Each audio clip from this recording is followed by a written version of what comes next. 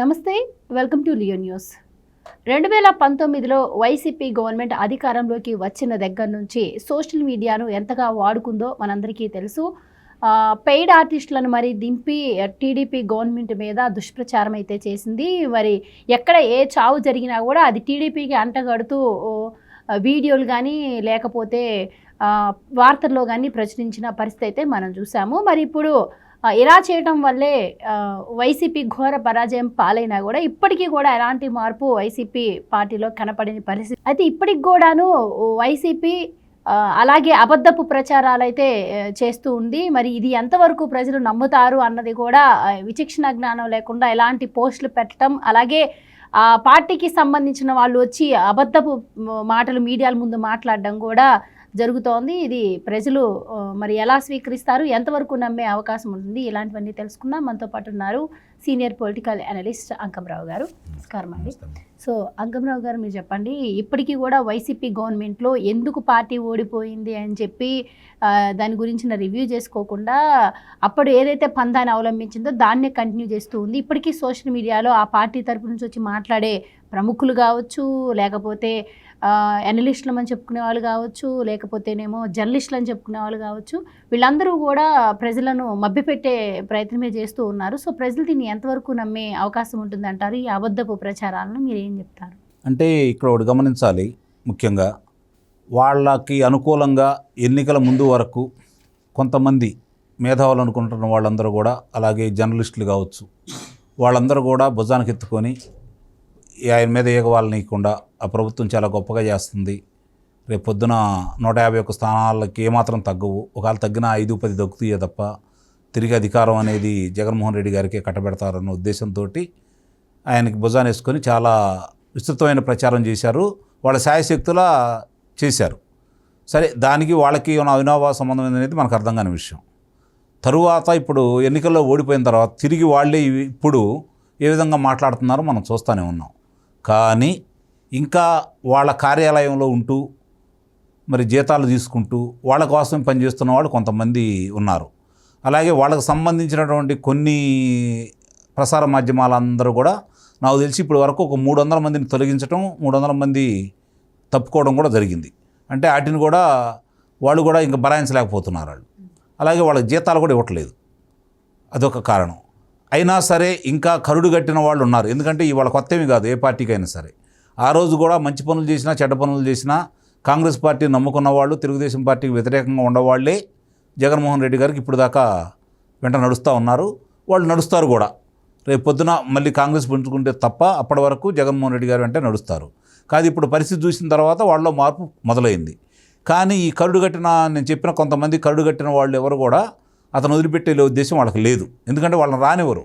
వాళ్ళు చేసినటువంటి అకృత్యాలు కావచ్చు, దౌర్జన్యాలు కావచ్చు, వాళ్ళు చేసిన దోపిడీలు కావచ్చు, వీళ్ళు కూడా దాంట్లో ఒక భాగం కాబట్టి వాళ్ళని దగ్గర చేర్చే అవకాశం చాలా తక్కువ.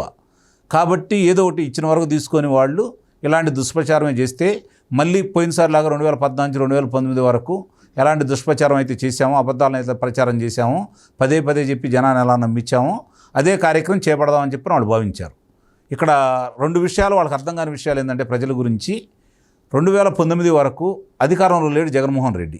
తండ్రిలాగా నేను పరిపాలన చేస్తాను, నేను అవినీతి ఎక్కడ చేయను, నాకు అవినీతి చేయాల్సిన అవసరం ఏమీ లేదు, 30 సంవత్సరాలు నేను అధికారంలో ఉంటానని చెప్పి నమ్మబలికాడు. కాబట్టి సహజంగానే అందరూ నమ్మారు. అంటే 30 సంవత్సరాలు అధికారంలో ఉంటాను అంటే మంచి పనులు చేసి ప్రజల మన్ననలు పొంది అభివృద్ధి చేసి పరిశ్రమలను తీసుకొని వచ్చేసి సాగు రంగాలని సంపూర్ణంగా పూర్తి చేసేసి ఆంధ్ర రాష్ట్రాన్ని అన్నపూర్ణ దేశంగా మళ్ళీ మార్చి సస్యశ్యామలం చేస్తాడు, శాంతి భద్రతలు అదుపులో ఉంటాయి, మన జీవితాలకు ఇబ్బంది లేదు. చంద్రబాబు నాయుడు గారు అమరావతిని తీసుకొని వచ్చాడు, అలాగే కొన్ని పరిశ్రమలను తీసుకొని వచ్చేసాడు, ఇంకా తీసుకొని వస్తానంటున్నాడు. కాబట్టి ఇప్పటికే చాలామంది ఇక్కడే ఉండి అన్ని పనులు చేసుకుంటున్నాము, మన పిల్లలు కూడా ఇక్కడే ఉంటారని చెప్పి తల్లిదండ్రులు భావించారు. అలాగే మద్యపాన నిషేధం చేస్తారంటే మహిళమ్మ తల్లులు భావించారు. అలాగే విద్యార్థులు వచ్చేసరికి ప్రత్యేక హోదా తీసుకొస్తానంటే వాళ్ళు నమ్మారు. కాబట్టి ఇంతమంది నమ్మి ఆ రోజు అతను భుజాన్ని వేసుకున్నారు. 5 సంవత్సరాల పరిపాలనలో మౌనంగా బరాయించారు వాళ్ళు, అవకాశం రాలా. నిజంగా కనుక అది 2021లోనూ 2022లోనూ ఎన్నికలు జరిగి ఉంటే ఇదే ఫలితాలు పునరావృతం అయ్యాయి. అందుట్లో ఎలాంటి సందేహం కూడా ఏమి లేదు. వాళ్ళు అవకాశం కోసం వేచి చూస్తూ ఉన్నారు. వీళ్ళు వాళ్ళ మౌనాన్ని వీళ్ళు అలసుగా తీసుకున్నారు. మనం ఏం చెప్పినా ప్రజలు నమ్ముతున్నారు, మనంటే ఉన్నారని భావించారు వాళ్ళు. ప్రజలు మౌనంగా బరాయించారు. వాళ్ళ చేతిలో ఉన్నటువంటి బ్రహ్మాస్త్రాన్ని ఉపయోగించేసి ఓటు అనే ఆయుధంతో వీళ్ళని పటాపంచలు చేసేసారు. ఈరోజు ఏ విధంగా ఉంది అంటే 11 మంది శాసనసభ్యుల్ని, అంటే ఆయన కాక 10 మంది శాసనసభ్యుల్లో 7 పరిస్థితి అర్థం కాని పరిస్థితిలో ఉన్నారు ఆయన. వాళ్ళు ఎప్పుడు వెళ్తారో కూడా అర్థం కాని పరిస్థితి. 11 మంది రాజ్యసభ సభ్యులు ఉంటే వాళ్ళ పరిస్థితి కూడా అట్లానే ఉంది. ఈ దీంట్లో ఏం చేయాలి అర్థం కాబట్టి ఇప్పుడు విషపరాతలు ఇలా చేసి ప్రజల ఆలోచనల విధానాలను మార్చి ఇంకా చంద్రబాబు నాయుడు గారు ఏదో చేయబోతున్నారు, ఇంకా చంద్రబాబు నాయుడు గారు ఏం చేస్తున్నారు. 164 స్థానాలు వచ్చినాయి వాళ్ళకి, 21 వచ్చినాయి కూటమికి లోక్సభ. ఇంకా మీ గురించి వాళ్ళు ఎందుకు ఆలోచిస్తారు? ఒకసారి ఆలోచించుకోవాలి కదా. ఇప్పుడు ఇవాళ కాకపోతే రేపు కాకపోతే ఎల్లుండి. ఈరోజు తెలుగుదేశం పార్టీ పరిస్థితి ఏంటో ఈ 3 సంవత్సరాల తర్వాత అదే కదా మీ పరిస్థితి కూడా. 2026లోనూ మీకు ఒక రాజ్యసభ రాదు, 2028లోనూ మీకు ఒక రాజ్యసభ రాదు. కాబట్టి 4, 3, 7 స్థానాలు అక్కడ వస్తాయి కదా. కాబట్టి వాళ్ళు ఎందుకు మీ గురించి తొందరపడతారు, మీ గురించి ఇబ్బంది పడతారు? ఈ కాస్త కూడా ఆలోచించుకునే శక్తి ఉంటే వాళ్ళు అధికారంలోనే ఉండేవాళ్ళు. అవన్నీ లేవు కాబట్టి ఇదే ప్రచారాన్ని జనాలకి చెప్పాలని చెప్పని ఇంకా ఇప్పుడు అధికారంలోకి వచ్చి ఎన్ని రోజులు అవుతుంది వీళ్ళు వచ్చేతలకి? నీకు 52 రోజులు ఈ రోజుకి. ఈ 52 రోజుల్లోనే అన్నీ జరుగుతాయా? జరిగిన కళ్ళ ముందు కనపడతాయి కదా. నువ్వు రాంగల్లోనే ప్రజావేదిక కూల్చటంతో మొదలుపెట్టేశావు, చంద్రబాబు నాయుడు గారి ఇంటి మీద పడ్డావు. జరిగినవన్నీ ప్రజలు చూశారు, విధ్వంసం చేసుకుంటూ వచ్చారు. వీళ్ళు రాంగలోనే ఏం చేశారు? నువ్వు చేసిన విధ్వంసానికి ప్రతిబింబంగా నిలిచినటువంటి పోలవరానికి సంపూర్ణంగా నీ వల్ల కాంది. ఈరోజు కేంద్ర ప్రభుత్వమే 15,000 కోట్ల రూపాయలు విడుదల చేస్తూ మొదటి దశ పూర్తి చేసే బాధ్యత మాది, ఇది జాతీయ ప్రాజెక్టు కాబట్టి మేమే పూర్తి చేస్తామని చెప్పని నువ్వు చేయలేని పని చంద్రబాబు నాయుడు గారు రాంగలను చేసి చూపించాడు కదా. విశాఖ ఉక్కు సంస్థను తీసుకొని వెళ్ళి నువ్వు నీ సొంత మనుషులకి అమ్మాలని చూస్తే దాన్ని ఈరోజు వాళ్ళే వచ్చి, కేంద్ర మంత్రులే వచ్చి దాన్ని మేమే కాపాడుతున్నాము, ఎట్టి పరిస్థితుల్లో ప్రైవేట్ వ్యక్తులకు ఇవ్వమని చెప్పి స్వయంగా వాళ్ళతో చెప్పించాడు కదా ఇదే చంద్రబాబు నాయుడు గారు. అంటే ఇది 2వ విజయం కదా. ఇక 3వది, అమరావతికి 15,000 కోట్ల రూపాయలు అయితే కేంద్రం నుంచి నిధులు వస్తూనే ఉన్నాయి కదా. ఆ నిధులు కూడా అప్పుగా ఇస్తున్నారు కదా. ఆ అప్పు రాష్ట్రంగా కట్టే పని లేదు. ఇక్కడ గుర్తుపెట్టుకోవాలి, వస్తుంది అప్పు, అంతర్జాతీయ సంస్థల ద్వారా అప్పు తీసుకుంటుంది కేంద్ర ప్రభుత్వం. రాష్ట్రానికి 10% మాత్రమే వాటా కట్టాలి. అంటే 1,500 కోట్ల రూపాయలు మాత్రమే రాష్ట్రం కట్టాలి. దానికి కూడా ఆర్థిక మంత్రి గారు చాలా విపులంగా వివరంగా అచ్చ తెలుగులో చెప్పారు కదా. ఏమని చెప్పారు? రాష్ట్ర ప్రభుత్వం ఆర్థిక పరిస్థితిని ఆలోచించుకొని మేము మాట్లాడుకొని ఎవరు కట్టాలని ఆలోచించుకుంటా ఉన్నారు. 10%ని 15,000 కోట్లు అయితే కాదు కదా. ఇది సాధించిన 3వ విజయం కనపడుతుంది కదా. ఇక 4వది, అమరావతి పరిసర ప్రాంతాల్లో ఉన్నటువంటి ఔటర్ రింగ్ రోడ్లు కావచ్చు, కనెక్టివిటీ రోడ్లు కావచ్చు, వాటికి సంబంధించి 7,291 కోట్ల రూపాయలు కేంద్ర ప్రభుత్వం మంజూరు చేసింది కదా. ఇన్ని జరుగుతూ ఉంటే, ఇన్ని మన కళ్ళ ముందు కనపడతా ఉంటే భారత పెట్రోకెమికల్స్ లిమిటెడ్ 70,000 కోట్ల రూపాయలకు సంబంధించి వ్యయంతో మన మచిలీపట్నంలో పెట్టడానికి వాళ్ళు ముందుకు వస్తున్నారు కదా. ఇవన్నీ పురోగతి కనపడతా ఉన్నాయి. నీకు ప్రతి మంగళవారం నాడు ఇంటింటి పెట్టి డబ్బులు వస్తే తప్ప జీతబత్యాలకు కానీ ఖర్చులు కానీ నీ వల్ల కాలేదు. నీవు సంవత్సరంలో ఇస్తానన్న దాన్ని తీసుకెళ్ళి 5 సంవత్సరాల్లో 3,000 ఇచ్చేసావు పెన్షన్ని. వీళ్ళు 4,000 చేశారు. 4,000 కూడా జూలై 1వ తారీఖున 96% ఇచ్చారు. 2వ తారీఖు వచ్చేసరికి మొత్తం పూర్తి చేశారు, వాలంటీర్లు లేకుండా. ఇది ఒకటి గుర్తుపెట్టుకోవాలి. ఈరోజు ఆగస్టు 1వ తారీఖు, ఈరోజు 2వ తారీఖు, నిన్న 98% ఇచ్చేశారు, ఈరోజు మిగిలినన్ని ఇచ్చేశారు. అంటే నువ్వు చేయలేనని సిఎస్ చేత అధికారుల చేత చెప్పించింది చంద్రబాబు నాయుడు గారు అదే అధికారుల చేత ఈరోజు ఇప్పించాడు. అంటే పనిమంతుడు ఎలా చేయాలో స్పష్టంగా ఆయన చేసి చూపిస్తున్నాడు. ఈరోజు ఇంకోటి చూసుకుంటా ఉంటే, నువ్వు చెప్పిన విధంగానే చూసుకుంటా ఉంటే ఈ అప్పులకు సంబంధించి నువ్వు ప్రతి ఆర్థిక మంత్రి గారిని ఆంధ్ర రాష్ట్రం కంటే కూడా ఢిల్లీలోనే ఇక్కడ కూర్చోబెట్టావు. ఈరోజు ఆర్థిక మంత్రి గారు ఇక్కడే ఉన్నారు కదా. ఏదైనా ఉంటే శాఖపరమైన వాళ్ళు చూసుకుంటా ఉన్నారు కదా. మరి ఎలా వస్తున్నాయి? పెంచిన 3,000 ఇచ్చాడు ఒక్కోళ్ళకి. మరి వికలాంగులకు కావచ్చు, లేకపోతే వృద్ధులకు కావచ్చు, లేదంటే అనారోగ్యం పాలైన వాళ్ళకి కావచ్చు, దీర్ఘకాలిక వ్యాధిగ్రస్తులకు కావచ్చు, అందరికి కూడా రెట్టింపు చేసి ఇస్తున్నాడు కదా. ఈరోజు ఆ డబ్బులేం ఆగలేదు కదా. 1వ తారీఖు ఉద్యోగుల జీతాలు 5 సంవత్సరాలు ఎప్పుడన్నా చూసారా? 1వ తారీఖు వాళ్ళ ఖాతాలో జమ అయినాయి కదా.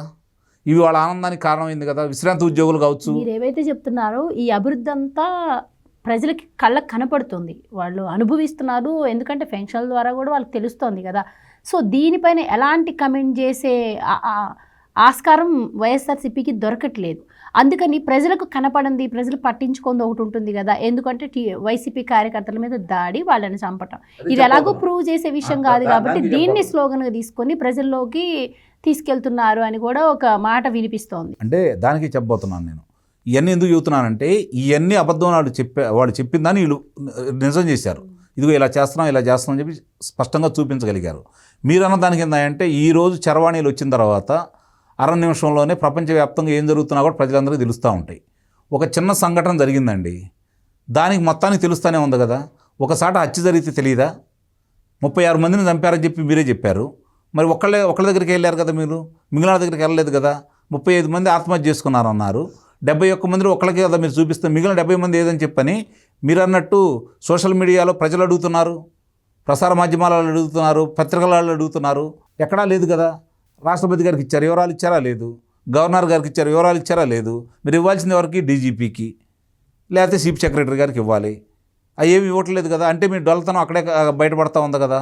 రేపు పొద్దున మీరు ఎంత చెప్పినా కూడా ప్రజలు నమ్మే పరిస్థితి లేదు అనడానికి ఇది ఉదాహరణ చెప్తున్నాను నేను. ఇది కళ్ళ ముందు అయితే కనపడుతున్నాయి కదా. ఈరోజు వీళ్ళు చేసేవన్నీ కళ్ళ ముందు కనపడుతూనే ఉన్నాయి కదా. అయితే ఈ సోషల్ మీడియా అడ్డు పెట్టుకుని ప్రజలు నమ్మించాలని చెప్పి ఆ ముసుగులో ఎవరైతే చంపారు అంటున్నారో ఆ జర్నలిస్టులే రేపు ఆ ప్రూఫ్స్ పట్టుకొని మీడియా ముందుకు వచ్చి మాట్లాడాల్సిన అవసరం ఉందంటారా? నిస్సందేహంగా వాళ్ళు అది రారు కదా. వాళ్ళు రారు. ఒకటే వాళ్ళకు తెలిసింది ఏంటంటే అక్కడి నుంచి ఒక కాగితం వస్తుంది, దాంట్లో ఏముంటే చదవాలి. సొంత నిర్ణయాలు ప్రకటించడానికి కానీ వాళ్ళ అభిప్రాయాలు చెప్పడానికి కానీ వాళ్ళకంత ధైర్యం కానీ అవకాశం కానీ లేదు. ఏ రోజు మాట్లాడితే వాళ్ళకి ఏం జరిగితే వాళ్ళకి తెలుసు. రావాల్సినటువంటి జీతబత్యాలు అయిపోతాయి. కాబట్టి వాళ్ళు వచ్చి మాట్లాడతారని అయితే వాళ్ళ దగ్గర ఆధారాలు ఉన్నాయని, కానీ ఆధారాలు ఉండి ఈ పాటికి గోలగోలు చేసేవాళ్ళు కదా. ఆధారాలు లేవు కాబట్టి మెరకుండా కూర్చున్నారు. ఇప్పుడు మీరన్నట్టు సోషల్ మీడియాలో వాళ్ళు చెప్పే విష ప్రచారాలు నమ్మడానికి జనం సిద్ధంగా లేరు. రెండోది ఫేక్ ప్రచారాలు. ఇవాళ చూస్తారు, రేపు చూస్తారు, ఎల్లుండి చూస్తారు. 5 సంవత్సరాలు చూశారు వాళ్ళు. గతంలో 5 సంవత్సరాలు చూశారు. మీ కాలపరిమితి 10 సంవత్సరాలు అయిపోయింది. ఇక మీ కాలపరిమితి పూర్తయిపోయింది. కాబట్టి ఇక జనం చూసే పరిస్థితి అయితే లేదు. ఈరోజు స్పందన ఎలా ఉంది? నిజంగా కనుక మీరు చెప్పింది కనుక అయినట్టయితే, ప్రజలు నమ్మే పరిస్థితి అయితే మీతో పాటు బజార్కి వచ్చి వాళ్ళు కూడా గొడవ చేస్తారు కదా. చేయట్లేదు కదా, చాలా స్పష్టంగా ఉంది కదా. ఇప్పుడు నిన్న జరిగిన ఇంకొక చిన్న ఉదాహరణ చెప్తానండి. ఈరోజు చంద్రబాబు నాయుడు గారు నిన్న మడకశిర అటు కర్నూలు జిల్లా వెళ్ళారు కదా. వెళ్ళిన సందర్భంగా అక్కడ స్థానికంగా ఉన్నటువంటి నాయకులు ఎవరైతే ఉన్నారో, సిపిఐ వాళ్ళు కావచ్చు, సిపిఎం నాయకులను కావచ్చు, వాళ్ళని నిర్బంధం చేసి కొంతమందిని పోలీస్ స్టేషన్లకు తీసుకెళ్లారన్న సంగతి తెలిసిన తర్వాత రాష్ట్ర ప్రభుత్వం స్థానిక పోలీసుల మీద కోప్పడింది కదా. స్వయంగా లోకేష్ బాబు గారు అయితే క్షమాపణతోటి ఒక ట్వీట్ కూడా పెట్టారు కదా. అంటే ఇక్కడ పారదర్శకత ఎలా ఉందో అర్థమవుతుంది కదా. ఇది చాలు కదా ప్రజలకు తెలుసుకోవడం కోసం. అక్కడ జరిగింది వాస్తవం అని చెప్పి వీళ్ళు తప్పని ఒప్పుకున్నారు. దానికి బాధ్యులైన వాళ్ళని రేపు పొద్దున శాఖపరమైన చర్యలు తీసుకుంటారు. నిజంగానే మీరు చెప్పినట్టు వినుకొండలో జరిగింది, దానికి సంబంధించిన జిల్లాని అదుపులో తీసుకున్నారా లేదా? మిగిలిన వాళ్ళ వివరాలు ఇవ్వండి. పోని ఇది ఫాలో అయ్యేవాళ్ళు మీ ప్రాంతంలో జరిగితే అవి మీరు చెప్పండి. డీజీపీ గారికి మీరు స్వయంగా ఉత్తరాలు రాయొచ్చు, చీఫ్ సెక్రటరీ గారికి ఉత్తరాలు రాయొచ్చు, కేంద్ర హోంశాఖ మంత్రి గారికి రాయొచ్చు, రాష్ట్రపతి గారికి రాయొచ్చు, ప్రధానమంత్రి గారికి రాయొచ్చు. గతంలో లాగా ఆంక్షలేమి లేవు కదా. రాయండి, వివరాలను బయటకు వస్తాయి కదా. ఎట్టి పరిస్థితుల్లోనూ గోవర్ధన్ గారు ఒకటి గుర్తుపెట్టుకోండి, ఇక్కడ ఈ ప్రజల మీద వీళ్ళు ఎన్ని విషపరాతలు రాసినా, ఎంత విష ప్రచారం చేసినా, ఒకసారి ఇప్పుడు చిన్న ఉదాహరణ చెప్తాను మీకు. మత్తు పదార్థాలు అలవాటు చేయడం అనేది కష్టం. అలవాటు చేసిన తర్వాత బానిస చేయటానికి 2-3 నెలలు పడుతుంది. ఒకరోజు 2 రోజులు అవ్వదు. 2-3 నెలల తర్వాత బానిస అవుతారు. బానిస అయిన తర్వాత దానికి విరుగుడు కనిపెట్టడం చాలా కష్టం. ఇప్పుడు మీరు చేసిన దానికి ప్రజలు విరుగుడు కనిపెట్టుకున్నారు. మీరు చేసిన మాయలోంచి బయటపడ్డారు వాళ్ళు. ఇక మీరు వాళ్ళ మీద ప్రయోగం ఏం చేయలేరు. గతంలో జరిగిన అన్యాయం ఏంటో వాళ్ళకి తెలుసు. రాష్ట్రం ఏమైపోయింది, యువత భవిష్యత్తు ఏమైపోయింది, ఆర్థిక పరిస్థితి ఏంటి, వ్యవసాయ పరిస్థితి ఏంటి, సాగునీరు రంగాల పరిస్థితి ఏంటి అనేది వాళ్ళకి క్షుణ్ణంగా అర్థమైపోయింది. కాబట్టి రహదారుల పరిస్థితి చూసుకున్నా కూడా ఈరోజు ఏం జరుగుతుంది, స్వతంత్రం ఎలా ఉంది, స్వేచ్ఛగా ఎలా తిరగలుగుతున్నారు వాళ్ళకి అర్థమైపోయిన తర్వాత మళ్ళీ మీ మాయలో పడతారని మాత్రం భ్రమిస్తే వాళ్ళు తప్పే అవుతుంది. కానీ అలా చేయాలని మాత్రం నేను కోరుకుంటున్నాను. ఎందుకంటే యువతరాలకు హెచ్చరికలా ఉంటుంది అది. Right sir, thank you sir.